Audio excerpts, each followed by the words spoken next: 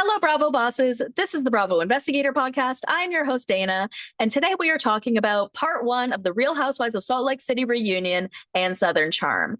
Joining me today is Gibson Johns from the podcast Gabbing with Gib. You probably follow him online. He has a lot of great tweets, a lot of great takes, and a lot of great insider knowledge. So it was really fun to talk to Gibson today about both Southern Charm and the Real Housewives of Salt Lake City. So I hope that you guys enjoy the episode. But remember to follow me on TikTok, Instagram, Threads, YouTube, and Facebook at the Bravo Investigator. And don't forget that I have a Patreon as well, guys. Okay, so it's $5 a month. You get 4 extra podcast episodes, you get ad-free episodes, and you get early episodes. Right now, we are covering Vanderpump Rules from the beginning. It is so much fun. Season 1. So many of them have not changed at all. It is just wild. So follow me over there. We're having such a great time. And until next time, you guys, I hope you enjoy the episode with Gibson Johns. Love you, BBs.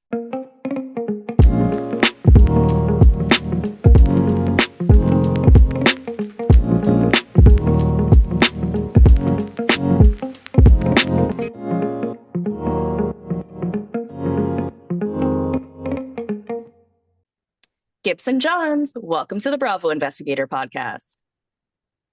Happy to be back. How are you? Good, how are you? I'm good. I'm just trying to keep up with all the shows we have to watch. Last Thursday, I don't know about you, but were you stressed out because there was 2 episodes of the Valley Persian Style. We had 3 episodes of the Traders. We had Real Housewives of Beverly Hills. And I was just like, how do I keep up with all of this? This is a lot. Yeah. Thankfully, it's a lot. I mean, even with it, because usually I give myself grace to watch certain shows a couple of days later, but the Traders just adds a whole other element to it where I hate being spoiled for anything. And so I want to watch when it's live so that I can scroll social media. A couple things did get spoiled for me, but it's hard. When you're chronically online, it's hard. I think I didn't watch the first episode until Friday, and then the second 2 episodes on Saturday, which I'm very proud of myself for. But I was actually able to stay away, except the Donna Kelsey of it all, until the very end, until maybe Saturday afternoon. Maybe I was 30 minutes from finding out she was anyway. But for the most part, I was able to stay away from the spoilers. That's so impressive. I'm also proud of the internet too, I guess I would say, for not being rude about it. I guess it's great that that Threads has the spoiler feature.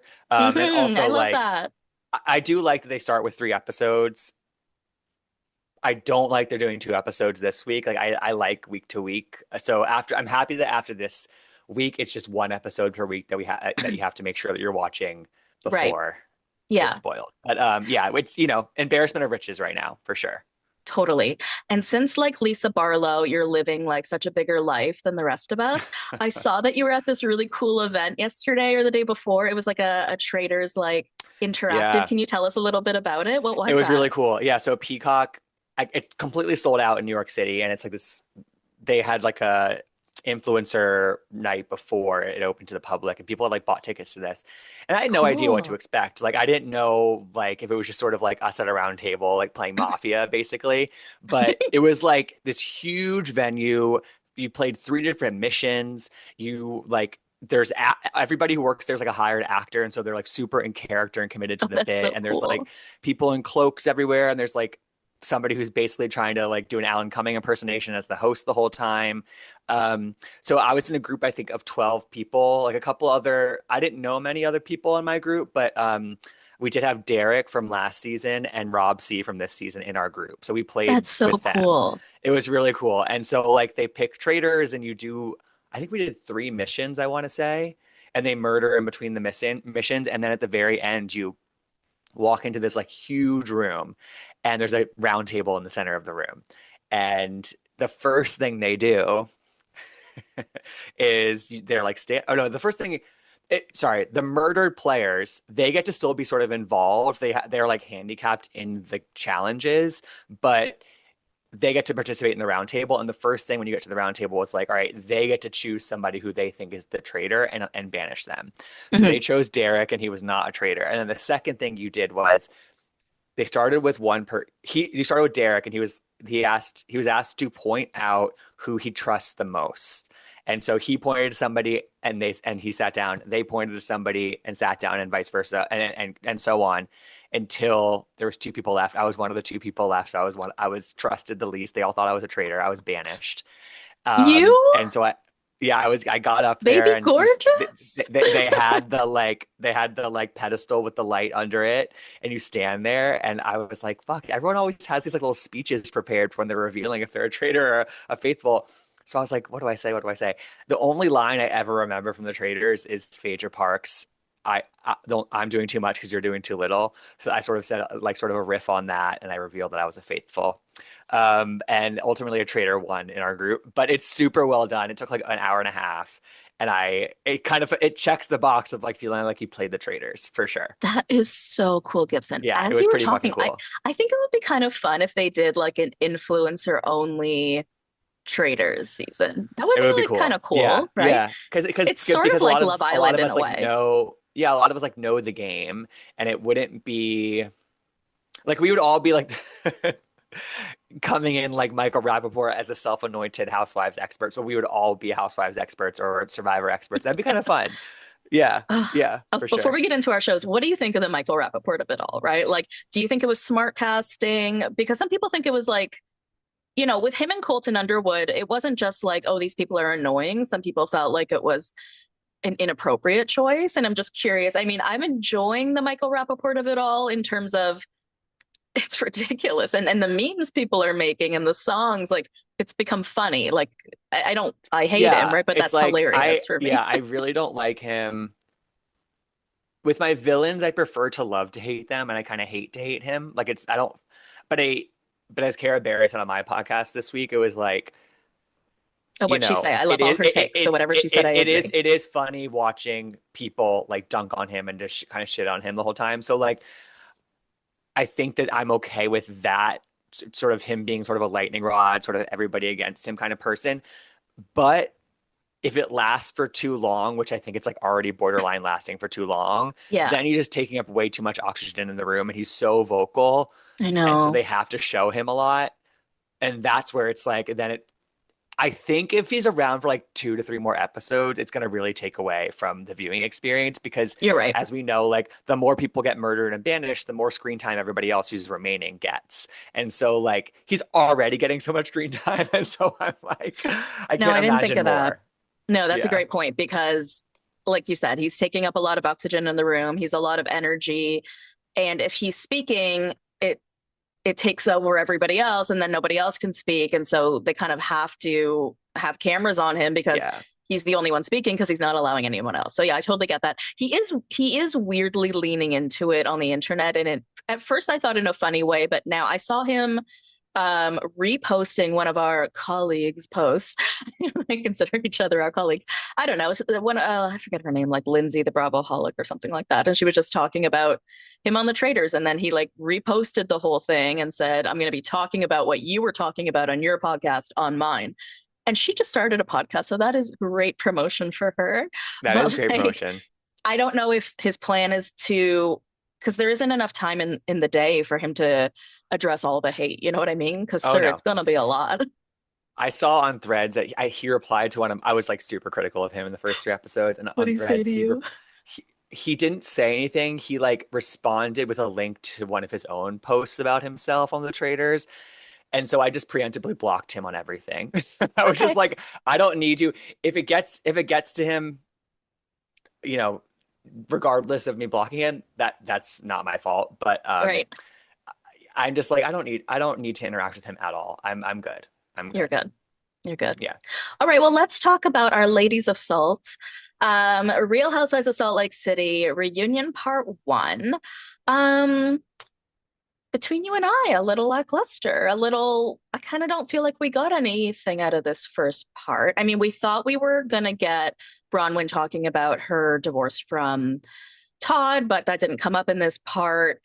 It seems like there was a lot of fighting about BravoCon, which I kind of love. I kind of love when there's like additional drama that we can talk about. Oh, and by the way, did you see the girl?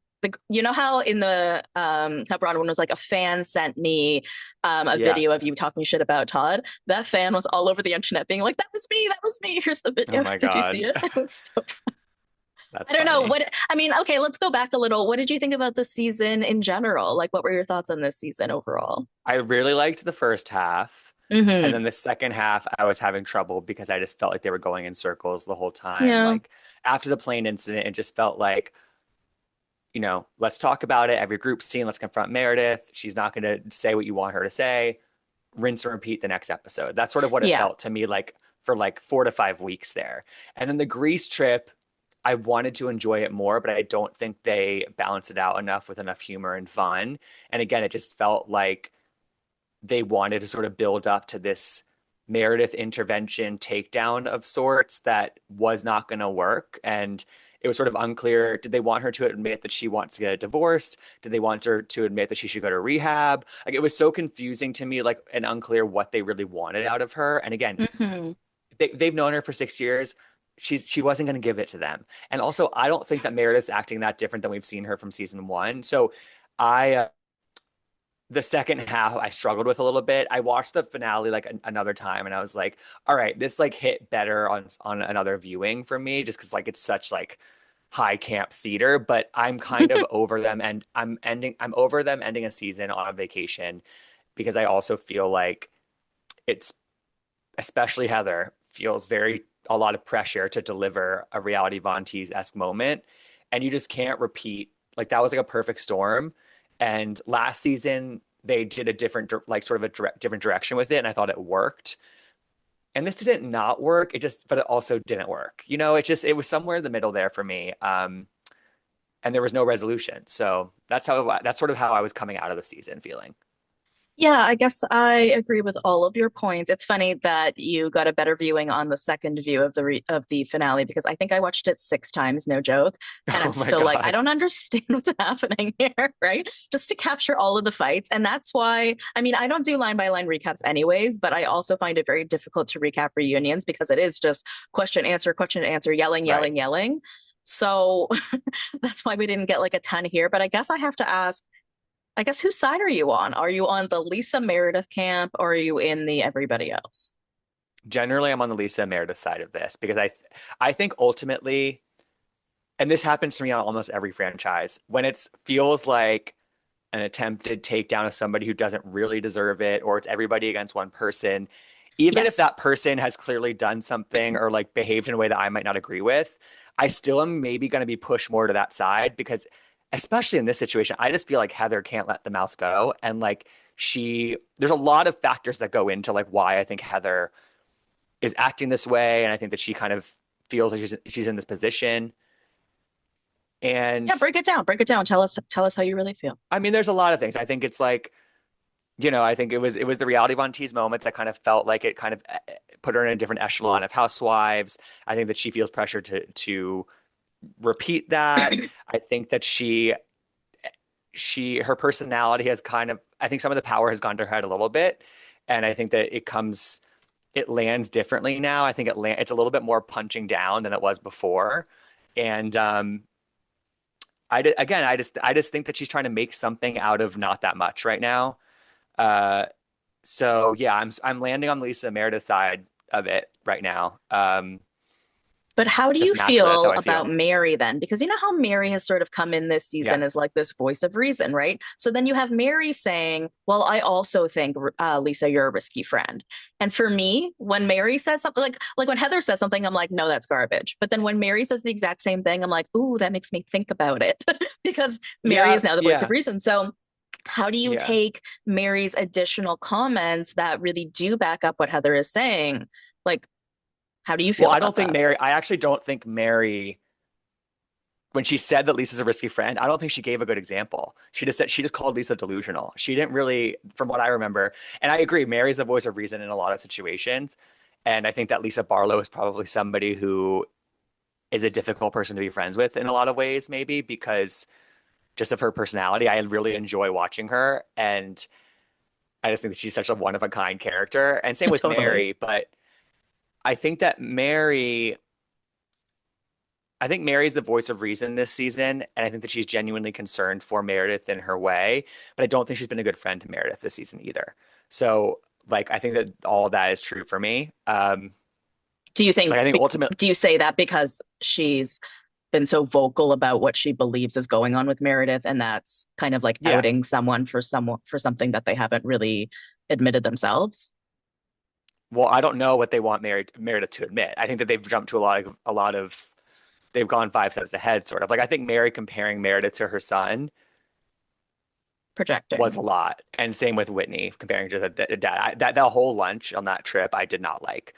Um, I said something but on my yeah, podcast maybe a couple weeks back about how I understand what they're saying, right? Like you're acting in the way that my son is or my dad is, but let's say she is acting away. Those are symptoms of many things, right? So she might be acting a certain way that presents as a symptom of an alcoholic, but also as the symptom of somebody who's pissed today, or also as the symptom of maybe something else, right? Like it's yeah, not just one thing, and that's why I didn't really like it for me. yeah, totally. Maybe there's more. I think Meredith's sort of been hinting that like she's called this reunion cathartic a couple times, and she said somewhere, I think maybe on the Two T's interview she did this week, like she was saying something where she is going to give more information about like why she was feeling the way that she was, like, or why she was, I don't know. So I don't know if we'll actually get anything substantial, but we might. Um, but yeah, I think yeah, that's just where I'm landing naturally. I don't know. It's been, and even in this reunion, it feels like, you know, they're saying Meredith and Lisa are tag teaming everything, but like if they're categorizing like sticking up for each other as tag teaming, then like I think you can say that about a couple other pairs on this cast as well. Yeah. So I don't know. It's not hitting. What do you think of the relationship between Bronwyn and Lisa? We got a lot of that in this reunion. I think that Yeah. Bronwyn did a good job on the reunion because, it's something that I heard Kristen Doty sort of whisper to Brittany at the Valley reunion. She was like, act totally calm, cool, and collected. It drives the other person nuts, right? And I've seen it play out in so many other shows, and it's so true. She wouldn't let herself act bothered, and that bothered Lisa, right? Um, Hmm. Honestly, I'm sick of talking about lawsuits. As much as like I have a background in criminology, I'm not interested. I don't come to the housewives for that. So my brain just sort of like tunes out when we start talking about like whether dismissed means this and whether she owes money and stuff. But like, I don't know. Do you think we can ever come back to a resolution there or enough so to continue filming together? Like, what do you think of Bronwyn even as a character? I find her very complex and interesting. I'm not even letting you Yeah, talk. Go ahead. I find her really complex and interesting. I think she's a really good addition to the show. I like that have some complicated feelings about like things that she's done on the show. Like I think it's dangerous when you're a new housewife and you are like fully well liked for a couple seasons because inevitably either the rest of the cast is going to be really threatened by that and want to sort of knock you down a peg, or something's going to come out about you later on that like it's a further fall when you've been built up for longer. So I like that sort of as Bronwyn has joined the show, there have been sort of cracks in the armor a little bit, and I think that Hmm. that's actually ultimately a good thing for her. And I agree. Like I think that it bothers. It's a good way to get under Lisa's skin is to be really calm. Um, and I think it's funny. I actually really loved Lisa's demeanor at the sort of first half of this reunion when she was kind of going with Heather and Angie. It was like she was pretty like unperturbed. Like she was like sitting there and being like, "Nope, New York. I'm New York through and through. Nope." Like she was like very. That's the Lisa that I really love when she's just like Yeah. throws out her one-liners. Doesn't when she doesn't get flustered. I think it's much better. But she got flustered towards the end of this reunion for sure. And I think Yeah. that Bronwyn is sort of an activating agent for her. Um, in terms of their future, it's hard to say. Like, it seems like Lisa really does not like Bronwyn, and I think that that has pushed Bronwyn into really not liking Lisa. I think they Hmm. can film together, like in a group. I don't think we need to see one-on-one seasons with them if this is how it's going to be. But, um, It's interesting I think though they that can all Lisa film said that she's together. still blocked like this whole time, you know? Like I Yeah, hate this idea that we're supposed to be a group of friends and we're filming together, but I won't even allow you to see like what I do on the internet. You know what I mean? Like that's just, I just don't want it to become that inauthenticity that we're starting to see with like Real Housewives of Beverly Hills, where it's like, I haven't seen you in a year type of thing. yeah, yeah. It's hard. I personally put Salt Lake in a sort of a different bucket. Like to me, it's Totally. always been pretty obvious that it's like not a friend group. It's it's a group of women filming a show. Like I think that Salt Lake is by like in its own category because of that, because that's so like obvious when you're watching personally. So it doesn't bother me as much. Fair But enough. but it always gets into like murky territory when you're it kind of feels like there's like a line being drawn in the sand for some in some of these dynamics, which breaks the show. And I think that that's sort of part of why the finale didn't fully hit because like it felt like I don't know, it just felt like they because they were never getting off Meredith, they were sort of like, don't you know that you have to like, move on at some point, you know? Like it's Right. just and that's not just that dynamic. There's like a lot of individual dynamics that feel that way to me. Um and I think that's the danger of like filming in this way that's so show forward, where it's like they've been so good at this for 6 years, and at some point something has to maybe budge or change, and maybe that Yeah. time is now. I don't really know what that is, but it's been an amazing run, and I want it to continue. It feels like we're at some sort of like you know not breaking point, like an inflection point. Yeah, it's interesting. I wonder if even a pause might even be the right route because I feel like sometimes we go too big too fast by like completely recasting, but sometimes it just needs a minute, right? Sometimes Right. you just need a breath to kind of see what can Totally. change, and maybe that could be it. Um, I am Yeah, I feel like though, Salt Lake could benefit from a bigger break in filming. I think yeah, yeah, you're I right. think that's I a think you're right. possibility. I mean, they Yeah, won't, right? Because it's all about the they money won't. train, No, right? it's Like, and it's like momentum. Yeah. let's just film as quickly as we can again. But I am, like as much as Heather is performative and as much as I am maybe more on the Lisa train on this, I did think her points were interesting about like what does Lisa do? And I only ask because I genuinely don't know. And when she said Lux marketing, that was the first time I'd ever even heard that term. So Mm. Heather probably is coming at it from like a bitchy way, right? She probably does know a lot more. But I don't think it was a crazy question because I think it is confusing because she does keep just saying that she buys and sells companies. We know about the tequila. You have parties. I don't know, but I'm not coming from it from a bitchy way. I genuinely would like to know as just like a viewer. Do Yeah, you I think know? that Lisa. No, I think that Lisa kind of did herself a disservice by getting so activated on that. It's obviously we've known this for years. Like her business is, and Heather knows this. It's a point of it's a sensitive point for her. Like she's very protective of that. And I think the finale, her tearful monologue in the finale told us a little bit why. You're right. But she would have benefited very much in that moment to like have taken one deep breath and been like, Lux Marketing is a experiential marketing firm that I run out of Park City, and we do parties. Like she could have just really explained it, but I think because Heather knows how to get under her skin, she got under her skin, and Lisa let her. Yeah. And unfortunately, that moment is just going to raise more questions about Lisa and her business.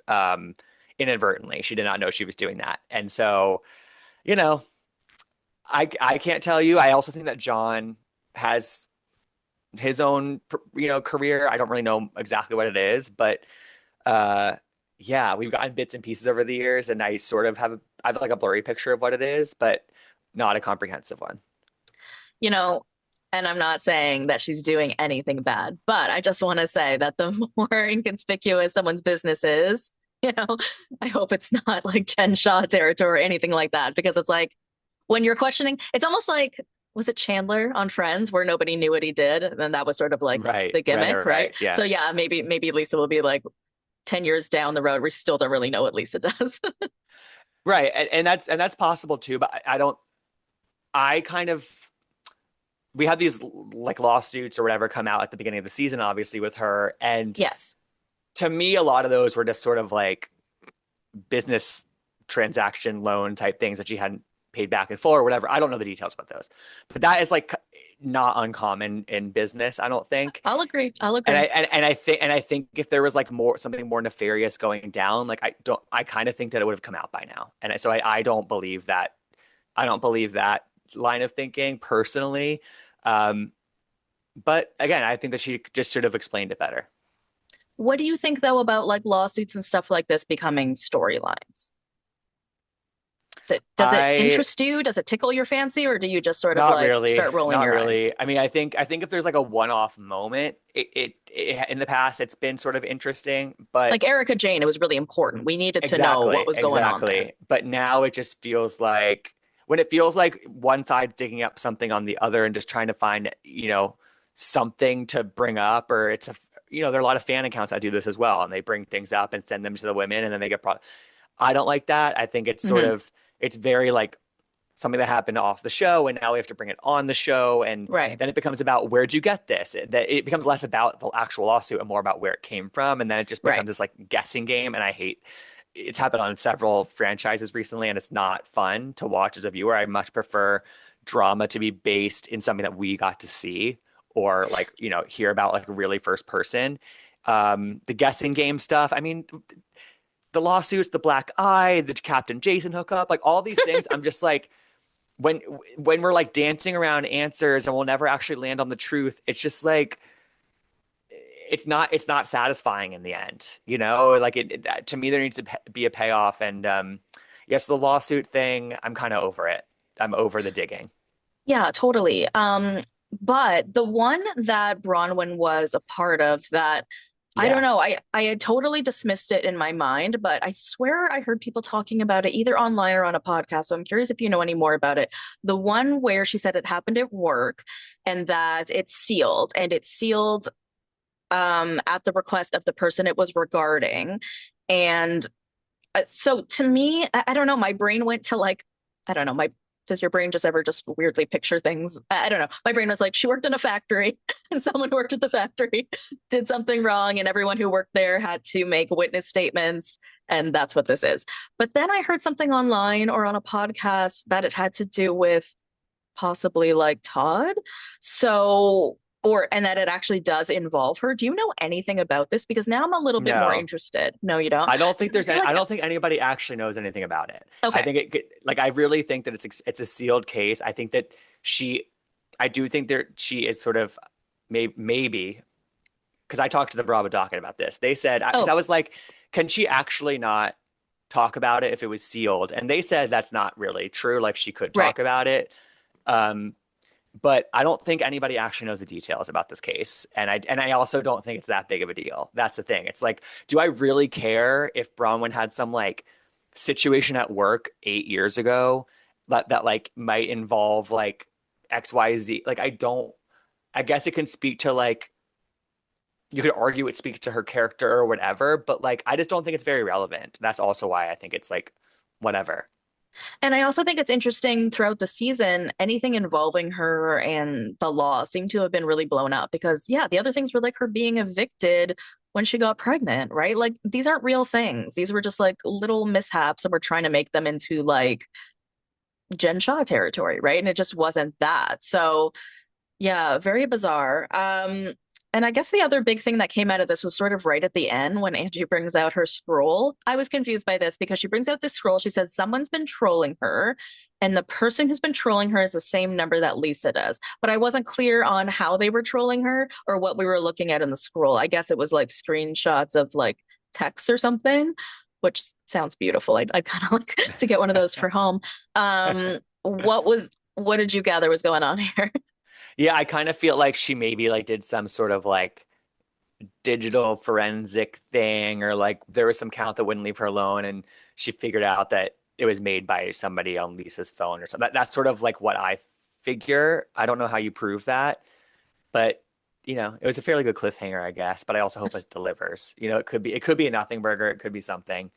Um, Because we haven't heard I about don't it, know. right? And like, there's No. always leaks because we knew about the Bronwyn and Todd thing. We knew that that's But coming the up at the thing is, Salt reunion. Lake doesn't usually leak. Salt Lake That's doesn't usually true. leak, and that's why I thought the Bronwyn thing was so unfortunate. I would have Yeah. how great would it have been for a reveal? Obviously, it's a little sad. I'm happy for Bronwyn, but like a marriage is ending.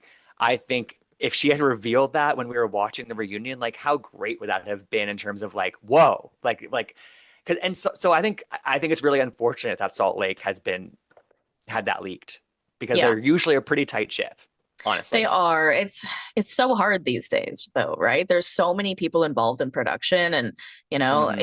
you just never know what's going on. But yeah, that does really suck. Anything else you want to say about this part? I mean, normally how these parts go, as you know, is we normally get something pretty juicy in the first part. Part two is usually kind of lackluster, and part three is kind of like a big boom again. We get something juicy. I feel like this could have been a two-parter. I feel like we always say that, though. I feel like I'm just copying what everybody else says. I feel like this could have been a two-parter Yeah, because I don't. there wasn't much here. But what do you think about this as a part? I enjoyed it. I actually was Yeah? really Oh, entertained, okay, and maybe like it's just me. I don't need every reunion to be super like have some big bombshell reveal. I think that historically Salt Lake City has had kind of lackluster reunions because their seasons are so good, and so That's they true. to I like me that they point. often because they often I think they often pale in comparison to the actual seasons. Like there's such a high expectation, so they don't land as well for me. But I actually really enjoyed this again, and like I'm just not gonna. I'd I'm happy to have an extra episode of Salt Lake City. Like 3 parts versus 2 parts, one extra week to talk about it. I'm happy with it. That is very true. I am always happy to get more content. That's totally true. What's the one that always does two parts? I feel like Summer House pretty Summer, stereotypically yeah, does I two. think the non-housewives tend to be two. I think OC has been 2 parts a couple times in recent Mm. years. Um, But yeah, the more the better, obviously. I think the more the better. Yeah, Yeah, for sure. Okay, New let's move York. on. Yeah, let's move on to Southern Charm from last night. Um, okay, I here's where I land. Here's where I land. I am confused on the Sally Craig situation. First of all, I hate that we even need to talk about it because it's such a moot point. They never dated, right? So for us as podcasters to even have to debate something that never would be seems like a waste of our time. But also, I don't know if you, I mean, you're chronically online, so you probably have, but Sally is sort of giving the vibe out there that, like, I was never interested in Craig. I don't know why people felt that I was interested in Craig. So it feels contradictory to what I'm watching. And so I just don't know. I want to support her. I like her, but I'm just confused as to what she wants us to believe is going on because I don't know how to feel. Do you know what I mean? How do Yeah, you feel about the Sally Craig of it she's all? definitely trying to walk it back and put the Yeah, cat okay. back in the bag, and it's not working. And I mean, like she's literally on the show this week complaining that, and I think rightfully so, complaining that he was telling her she was going to be a good mom and wife, and then saying, "Actually, I'm not into you. I never was," Yeah. and not and kind of not kind of hiding his hand after flirting with her for a month. Like, I understand. It's actually kind of a compelling. Last week I was like annoyed because I was just like, I feel like we're going in circles and circles. Yes. This week I was like, this is actually an interesting web of like people's feelings. Like I think that like Sally has a right to be sort of hurt by Craig and sort of led on by Craig. But then I also Yes. think she's being kind of a bad friend to Vanita. But then I also think that Vanita is not is kind of like I'm interested in how she is carrying herself in this as well. And then Austin is, upset about Craig being a bad friend to him, but then he runs over to the sleepover and tells them everything Craig said. So it's like it is an interesting mix of behavior and feelings because I feel differently about each person in each individual sort of dynamic. Oh, I loved all of that. That was okay. Let's break it down. Okay. So first we had Sally just putting it out there and telling Craig, I have feelings for you. I didn't like that he just sort of smiled back at her and said, like, we're just friends. That's very gaslighty. And I know, like, we hate using that term now because it's so overused, but it is because, dude, you had her in your hot tub. And then he said this thing that was like, oh, well, I had you in the hot tub because I thought something might happen and then it didn't. Okay, well, one, why didn't you make a move? And two, are you saying that she's only worth a hookup and not a relationship? Because I don't like that. That bothers me. Like, I thought something was going I to think he happen was physically and it didn't. And that's I it. think it was more like there was clearly electricity between them and they were hanging out in the hot tub together. And again, like I didn't really believe until like this past week that nothing had happened between them. But now I'm really convinced that nothing happened because it's such a charged atmosphere. But I read it more as like because we heard the boys either in the after show or last week say that like Craig it does hesitate to make a move. Like that's sort of his thing. Like it takes him a Yeah. while. And so I don't know why Craig expected Sally to make the move and he didn't have to, but like I didn't necessarily think of it as like treating her like a piece of meat, just like a hookup. I thought it was more like, Sorry, that's how I always feel like people are treating me. So no, no, that's no, maybe no. where I I, go I to think it was, initially. I think it was more like he felt this same kind of energy maybe that she felt, and because neither of them made a move, it made him like realize or think that maybe there was never any sort of energy there. And if they'd hooked, I think it maybe in his mind, like if they had hooked up in the hot tub one day,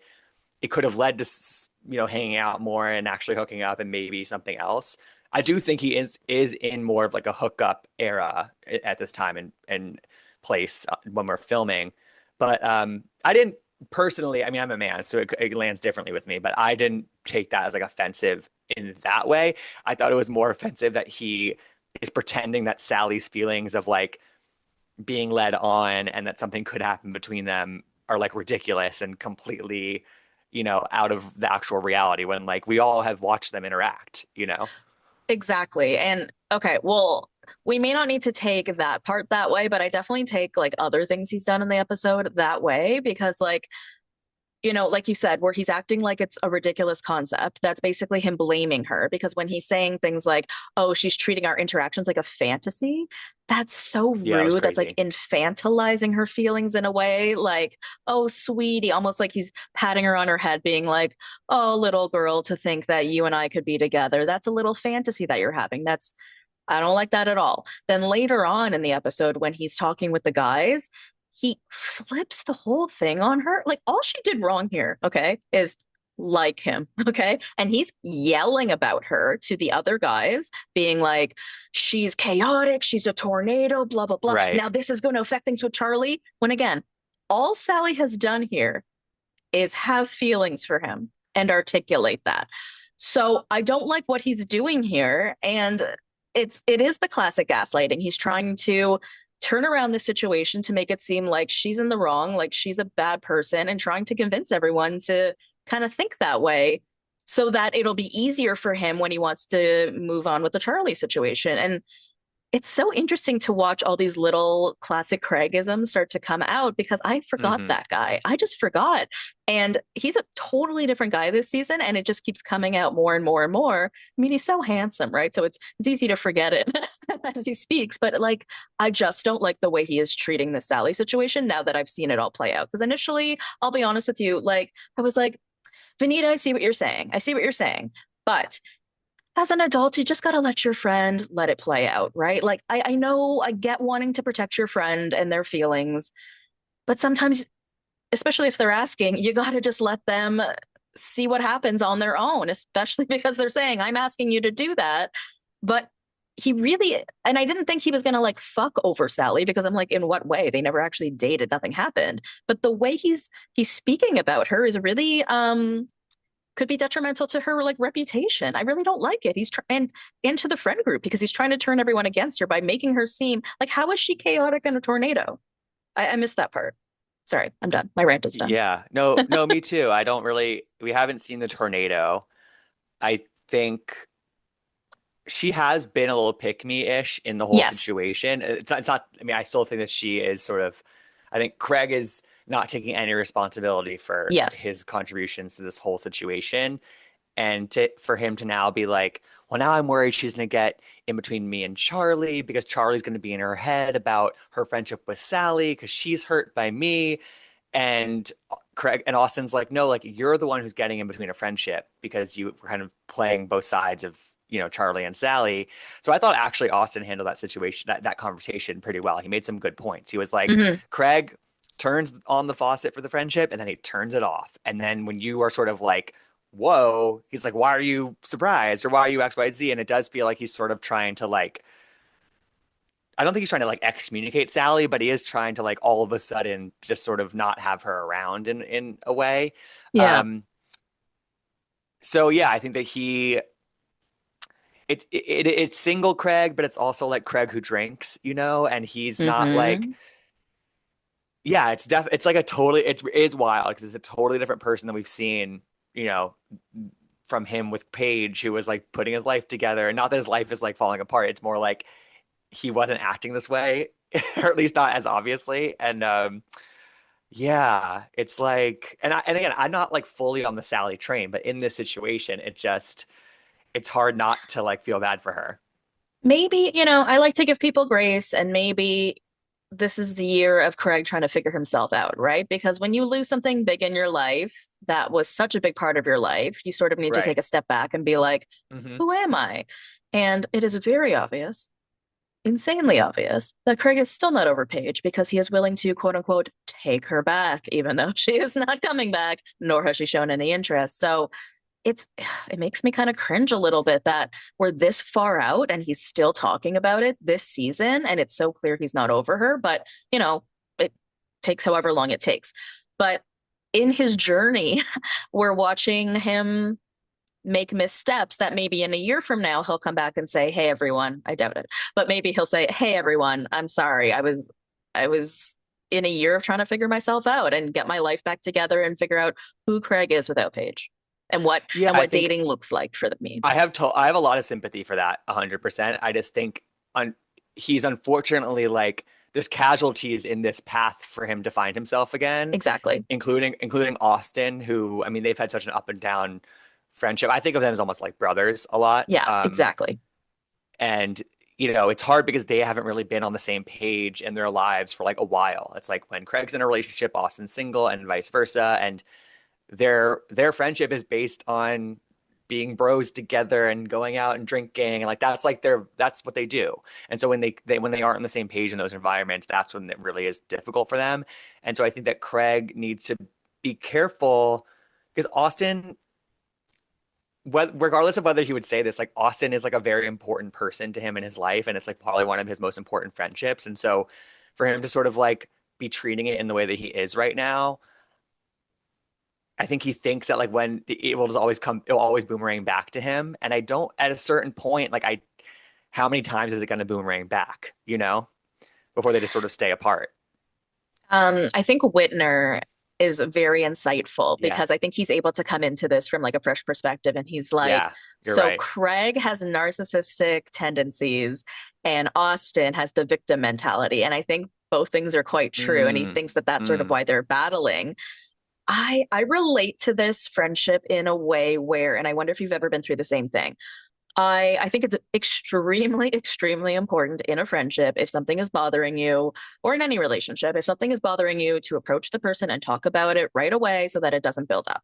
However, I have been in some situations where I felt like I couldn't do that because the thing that was annoying me about somebody was something that was part of their personality, so I couldn't really say it. But however, it built up and built up and built up to the point where they would say hello to me and I would like, want to punch them in the face. And that's what I feel like has happened here because literally Austin will breathe near Craig and Craig will lose his mind. Him saying that Austin triggers him isn't is insightful. Like he has that introspection, which is hmm great, but then he has to work on figuring out how not to get triggered by Austin because again, Austin is just speaking. Okay, just words, just regular hmm words, right? Like even just that little thing that Austin said where he's like, "Oh, you're best friends with Sally." And he's like, "Just because you hang out with someone every day doesn't mean you're best friends." And it's Right. like we don't need to blow up about just nothing, right? And Semantics. it's just so clear to me that he has been harboring resentment about Austin and harboring and harboring and harboring to the point that he wants to explode every time Austin exists.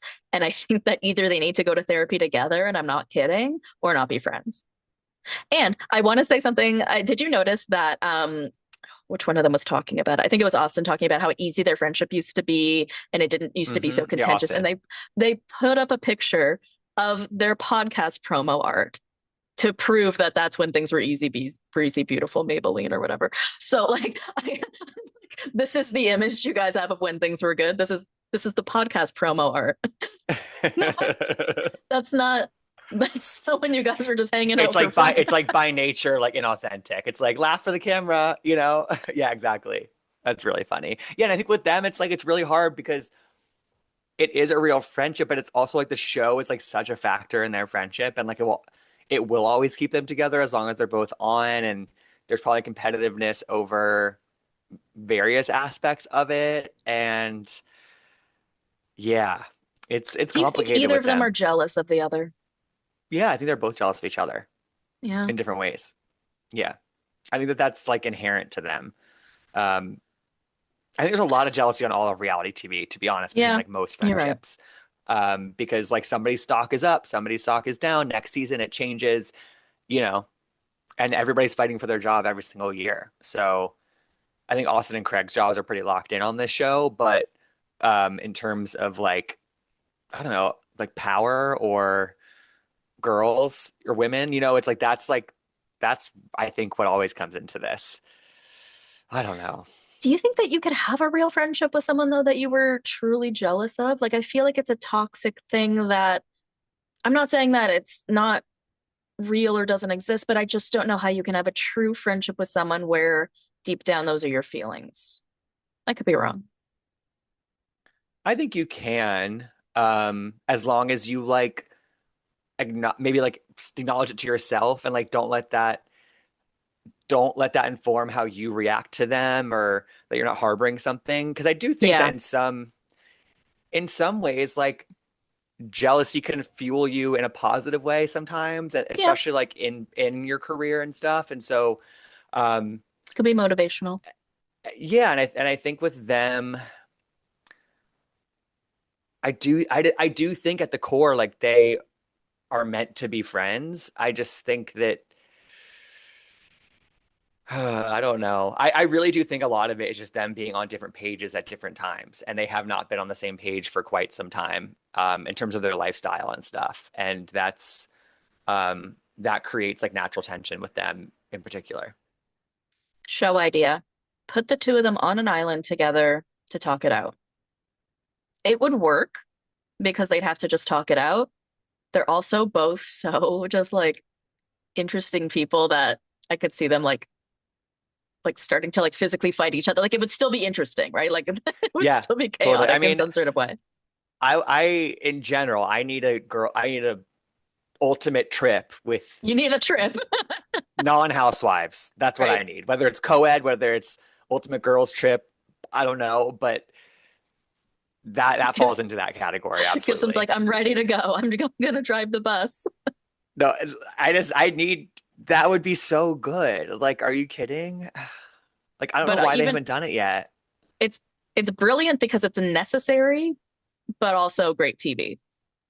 Yeah, and like look how much Winterhouse RIP, look how much Winterhouse fueled in terms of years of content Yeah. between these shows. I mean, the Summer House Southern Charm feud over Paige and Craig, like that, and then Lindsay and Austin, Sierra, like all of that Mm-hmm. stuff, like came from Winter House Yeah. essentially, and like That's where the lore that, started. and so like give us another starting point for like a whole new batch of lore that can feed these shows for that I'm sorry that's still that we're still talking about essentially the lore because Paige and Craig are from that, so it's The beneficial to crossovers. all the shows. No, it is, and it's always existed in time in its own way, right? Like in the Bachelor franchise, there would be Bachelor in Paradise, Bachelor Pad, R.I.P. I don't know if you ever watch that I show remember or come that. from that place, but there is actually a couple who met on that and are still married. So you never know. And then you There we go. have right, and then even the Teen Moms did it. They did like a trip together. Yeah, we have Housewives doing it. So and even all the Netflix shows, right? Like Perfect Match. Those are all like crossovers from Love is Blind and all of these other shows, right? And I think as much as we love our OG shows, I think those crossover shows are so much more fun and chaotic because they follow like a whole different set of rules or there are no rules. And I don't know, I just love them so much. And I hate that we almost lost them through that Ultimate Girls trip that we'll never see. And I feel like that sort of put a bad taste in the whole idea for a while. But I like that, it's all coming back. We're getting the Nini trip, the RV trip, whatever was just announced Hmm. today. And I'm jazzed about it. But yeah, we definitely need more of these crossovers because I don't know, they're the funnest ones, they're the best ones. I don't know why, they just are. And also, it's like they last a week. Like it's not, they can't, they're not as big of But an forever in our undertaking. minds. But there we go. That should be the tagline of Ultimate Girls Trip. Forever in our Because hearts. like from the production standpoint, like the expense standpoint, I'm just like literally send them to a villa in Mexico for a week and call it a Right. day. Like and then again it produces months of content directly, and then there's obviously the yeah. So That's my like Roman Empire of an idea I've been talking about for literally like 4 years. I'm just like, give it to us already. Give it Well, to like us. Amanda Francis, manifest it. I don't like her. Anyway, I can't invoke Amanda Francis in no. anything. That Because I do want to just manifest some things for on 2026, principle. but now I don't want to say manifest anymore because she's ruined it. Mm. Yeah, I guess she's ruined the word. Anyways, thank you so much for being here today, Gibson. It was awesome to Of have you. course. Why don't you tell the people where they can follow you and listen to you and see what you have going on? Yeah, you can listen to my podcast, Gabbing with Gabe, wherever you listen to the Bravo Investigator. 2 episodes a week, usually talking about all the shows. Again, the cup overfloweth right now, so I'm trying to keep up with all of it. Sometimes I have interviews with people on the shows as well. And yeah, wherever you get your podcast, Gabbing with Gabe. Thanks, Gibson. Thank you for listening to the Bravo Investigator podcast. For more content, head over to patreon.com/the Bravo Investigator podcast. Follow me on Instagram, TikTok, and Threads at The Bravo Investigator. If you enjoyed the show, leave a 5-star review. Love you, BB. See you next time.